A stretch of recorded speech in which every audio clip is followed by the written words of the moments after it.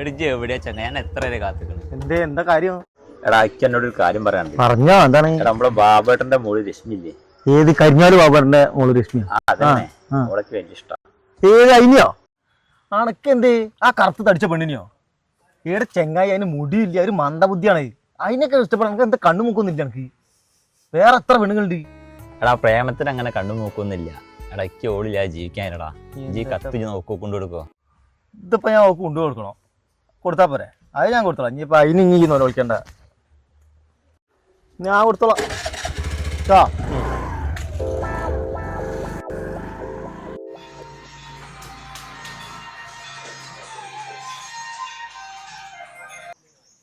Hello hello, ഇത് കരിഞ്ഞോര് ബാബേട്ടനല്ലേ?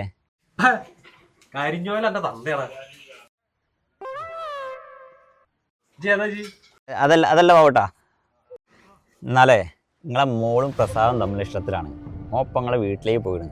ഇപ്പം ചെന്നിട്ട് രണ്ടിനും കയ്യോടെ പിടിക്കാം. അപ്പം അതാണ്ട് കെട്ടിച്ചാലും. ഏതാ ചെക്കെ? എന്റെ ഭഗവാനെ, എങ്ങനെങ്കിലും എന്റെ മോളെ കല്യാണം ഒന്ന് നടന്നു കിട്ടിയാ മതി.